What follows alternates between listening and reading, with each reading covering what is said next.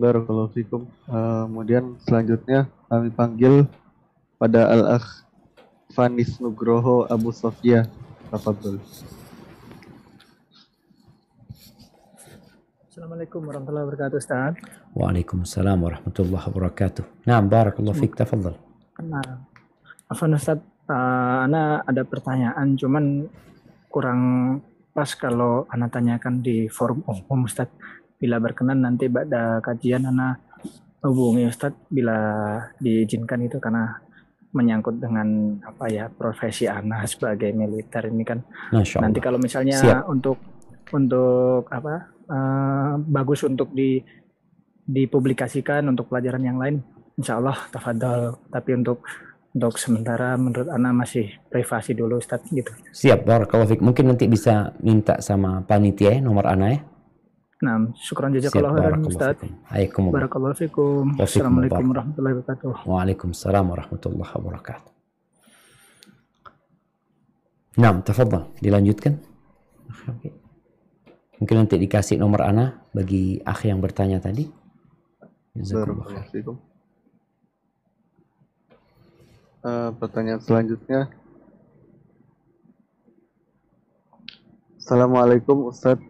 Waalaikumsalam warahmatullahi wabarakatuh. Mohon izin bertanya, Afwan, ketika kita saat ini sudah berhijrah, sudah ingin merubah akhlak dan hati kita menjadi lebih baik hari ini, sudah memperbaiki sikap kita orang-orang sekitar. Ekonomi. Afwan, Ana ulang, Ustaz. Siap. Mohon izin bertanya, Afwan, ketika kita saat ini sudah berhijrah, sudah ingin merubah akhlak dan hati kita menjadi lebih baik, hari ini sudah memperbaiki sikap kita ke orang-orang sekitar, dan hati sudah tenang dan bahagia. Tapi ada waktu-waktu hati dan diri ini terombang-ambing dengan situasi yang membuat hati kita dongkol, jengkel, yang kemudian kita juga diberikan mudah marah, sehingga kita kembali ke sebelum kita hijrah, jarang berzikir lagi, hati merasa tidak tenang, sikap ke lingkungan juga tidak seperti waktu kita tenang-tenangnya, merasa tidak dekat lagi dengan Allah. Kami tidak tahu ini ujian atau apa, seperti hati ini terombang-ambing, hati ini labil. Bagaimana caranya Ustadz hijrah kita berlangsung terus-menerus istiqomah walaupun diberikan ujian kecil maupun besar, karena hati kami masih terombang-ambing, masih abu-abu dalam proses hijrah kita. Syukron, jazakallah khair Ustaz.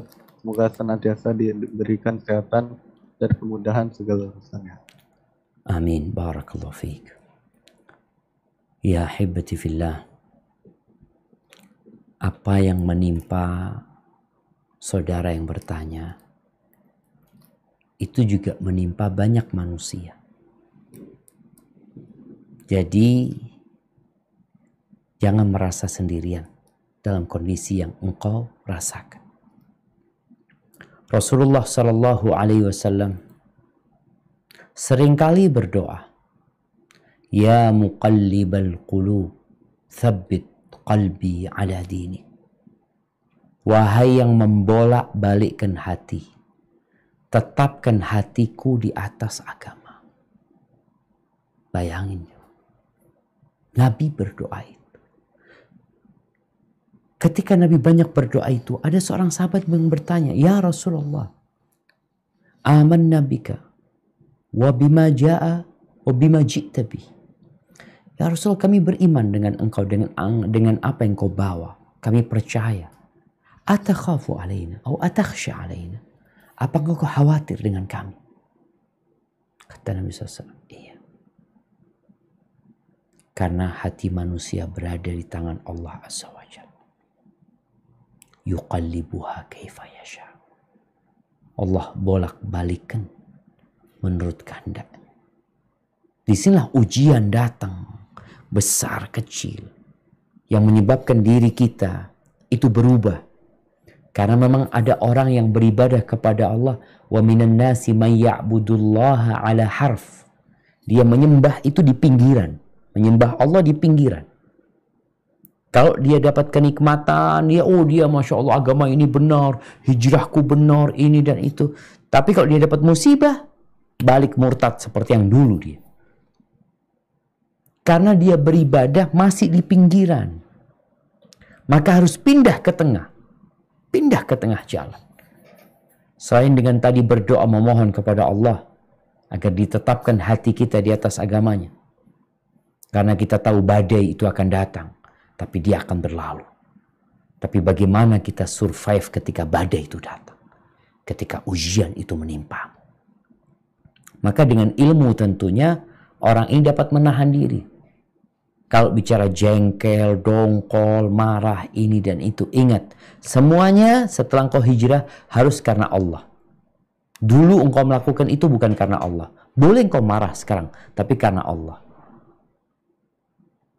Seorang muslim ketika sudah hijrah dan niatnya lillahi ta'ala, insya Allah Allah akan jaga. Engkau juga perlu lingkungan yang mendukungmu. Engkau perlu duduk dengan orang-orang yang berilmu sehingga seperti di masa pandemi ini. Tatkala kajian itu online, sebagian orang belum bisa mengkondisikan dirinya ketika kajian online. Ada sebagian orang yang akhirnya malas dengan kajian ilmu. Lalu dia berubah.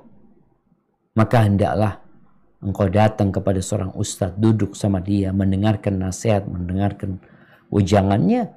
Insya Allah hal itu akan memotivasi untuk bisa lebih istiqomah dan cari kawan-kawan yang kalau engkau jatuh, dia membangunkan dirimu. Kalau engkau tersesat, dia akan panggil engkau. Kalau engkau malas, dia akan menyemangatimu. Hadza wallahu a'lam bissawab. Nah.